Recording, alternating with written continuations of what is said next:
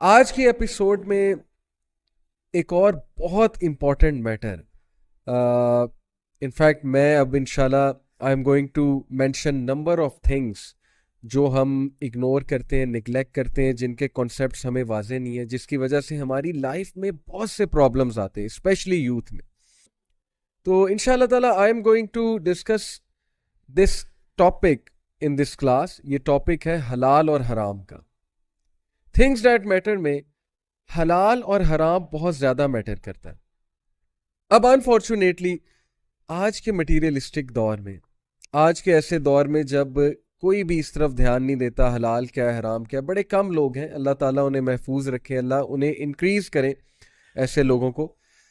तो हलाल का ख्याल कितने लोग रखते हैं, हलाल और हराम। और इसमें हम हलाल इनकम की भी बात करेंगे, लेकिन हलाल इनकम से पहले बहुत इंपॉर्टेंट टॉपिक जो इस एपिसोड में मैं डिस्कस करने वाला हूँ, दैट इज अबाउट लव।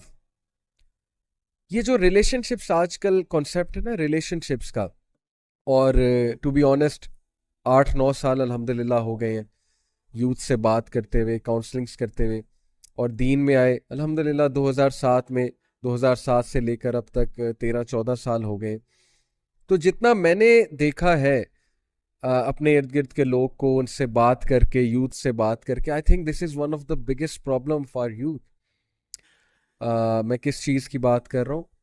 प्यार, मोहब्बत, इश्क, दिल लगना, दिल लगी जिसे कहते हैं, और किसी को पसंद कर लेना। और बॉलीवुड के सॉन्ग जैसा कि इस कॉन्सेप्ट को इश्क का नाम देते हैं, मोहब्बत का नाम देते हैं, और इश्क की एक ख़ास इमेज हम तक प्रेजेंट करते हैं। तो आई थिंक कि यूथ में ये एक बहुत बड़ा मसला है।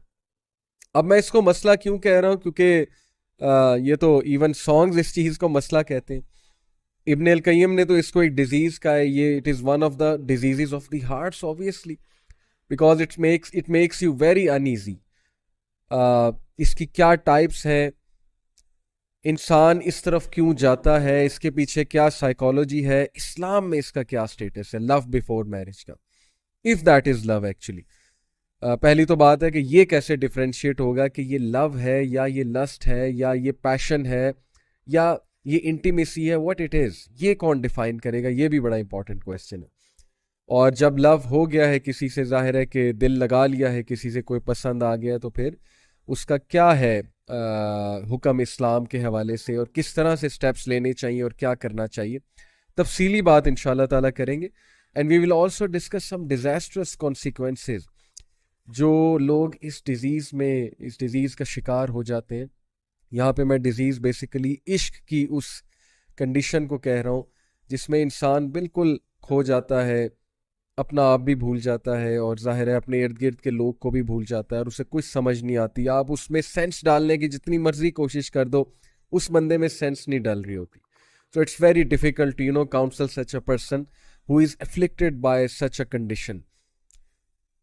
इससे पहले कि मैं डेफिनेशन ऑफ लव की तरफ आऊँ, मैं आप लोगों से टाइप ऑफ लव डिस्कस करूँ, टाइप्स ऑफ लव, मैं आपसे इस्लामिक कॉन्सेप्ट डिस्कस करूँ और इसके कुछ क्योर्स आपको बताऊँ। मैं आपके सामने एक खाका पेश करना चाहता हूँ इस वक्त जो सोसाइटी में, what's going on in the society. जैसा कि मैंने आपको कहा कि दीन में आए तो 13-14 साल अल्हम्दुलिल्लाह हो गए, लेकिन जो काउंसलिंग करते हुए, यूथ से बात करते हुए जो 7-8 साल का माशाल्लाह एक्सपीरियंस है अब तक, तो व्हाट हैव आई ऑब्जर्व, यकीन कीजिए कि मैंने बहुत सी स्टोरियां सुनी यूथ की। यूथ आते हैं, ये मसला बयान करते हैं, कोई पसंद आ गया है और अब वो उससे शादी करना चाहते हैं। कुछ केसेस में ऐसे होता है कि दो लोग आपस में बातचीत शुरू करते हैं, उनकी पसंद डेवलप होती है, पसंद बढ़ते बढ़ते फीलिंग्स तक जाती है, एक दूसरे से इन्फैटुएशन डेवलप होती है, एक दूसरे से वो पैशनेट फीलिंग्स डेवलप होती हैं, एंड देन दे डिसाइड कि we are gonna live together for the rest of our life. लेकिन क्या होता है कि फैमिली वाले नहीं मानते। बहुत से केसेस में ये होता है, या लड़की के घर वाले नहीं मानते, या लड़के के घर वाले नहीं मानते। उनके अलग प्लान्स होते हैं, जाहिर है लड़का और लड़की के लिए उनके जहन में एक अलग क्राइटेरिया होता है। तो ये चीज़ यूथ के लिए एक बहुत डिप्रेशन की बात बनती है कि यार ये क्या, मेरी ज़िंदगी है, मैं चाहता हूँ अगले से शादी करना या उनसे शादी करना, खातून से शादी करना या एक ख़ास मर्द से शादी करना, तो मुझे क्यों नहीं इजाज़त दी जा रही? तो फैमिली के साथ क्लैश आता है, ये भी देखा गया कि फैमिली वाले एंड में नहीं मानते, और जब फैमिली वाले एंड में नहीं मानते कुछ लोग स्टैंड ले लेते हैं, जितनी मेरी ऑब्जर्वेशन है, जितने केसेस मैंने देखे, कुछ लोग स्टैंड नहीं ले पाते, then they get heart broken. फिर वो जाहिर है कि बहुत ज़्यादा उस स्टेट में चले जाते हैं जिस स्टेट से निकलना उनके लिए बहुत मुश्किल होता है। फिर उनकी शादियां कहीं और हो जाती हैं, and life goes on and things like that.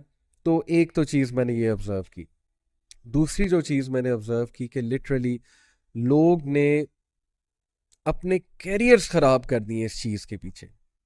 यानी कि I can coat you so many counselling cases जो ओवर द ईयर्स मैंने देखे हैं, कि स्टडीज़ में आपको बता सकता हूँ कि एक बंदे के पीछे लग के या एक बंदी के पीछे लग के इंसान अपने सारे डिसीजंस चेंज कर लेता। और ये जो स्टेट है ना, इसको इब्ने कय्यम ने क्या कहा है, will come to it later, कि ये कौन सा लव की टाइप होती है कि जब आप एक बंदे के पीछे लग के अपना सब कुछ चेंज कर लो, अपना हुलिया भी चेंज कर लो, अपने डिसीजंस भी चेंज कर लो, अपनी वैल्यूज़ भी चेंज कर लो, अपना माइंडसेट भी चेंज कर लो। कितने मैंने ऐसे लोग देखे हैं जो किसी को खुश करने के लिए, मिसाल के तौर पे कोई लड़की पसंद आ गई यूनिवर्सिटी में, या कोई लड़का पसंद आ गया, अब उनको खुश करने के लिए, इम्प्रेस करने के लिए, to get near to her और हिम, ऐसी ऐसी हरकतें, आउट ऑफ द वे जाके ऐसी ऐसी कोशिशें उनको प्लीज़ करने के लिए, उनको इम्प्रेस करने के लिए। और कभी रिजल्ट पॉजिटिव आ जाता है, पॉजिटिव इन द सेंस कि they get what they want, they are able to impress the person, they are able to they are able to attract the person towards themself. और सबसे positive result तो ये है कि शादी हो जाए, निकाह हो जाए, सीधी सी बात है। As Ibn Qayyim said that falling in love is a disease and the only cure is getting married to that person. लेकिन ये उस लव की बात हो रही है जो सिंसियर लव है, यानी कोई हो पसंद आ गया आपको, अब आप के दिल में उसके लिए कुछ फीलिंग्स आ गई हैं, तो इस डिजीज की बात हो रही है। ये भी एक डिजीज है बहरहाल, ये मैं आपको पहले ही बता दूं। बहरहाल अब क्या होता है कि एक बंदे के लिए हम सब कुछ अपना सेक्रीफाइस कर देते हैं, हम एक बंदे के लिए बहुत कुछ करते हैं, आउट ऑफ द वे जाके रातें भी जागते हैं उसके लिए, आउट ऑफ द वे जाके कोई चीज़ ला कर देते हैं, कोई काम है वो काम बढ़ चढ़ के करते हैं उसे खुश करने के लिए, और एट द एंड अगर मिले कुछ ना, एट द एंड जो है कोई ब्रेकअप हो जाए, एट द एंड कोई मिसकॉन्सेप्शंस डेवलप हो जाए, कोई लड़ाइयाँ होने लग जाए, क्योंकि लड़ाइयों की भी हमने बड़ी काउंसलिंग सुनी है कि लड़ाई होगी जी मेरी गर्लफ्रेंड से, मेरे बॉयफ्रेंड से, जिसको मैं पसंद करता हूँ या करती हूँ, तो अब मुझे फील हो रहा है कि ही और she is not the right person for me.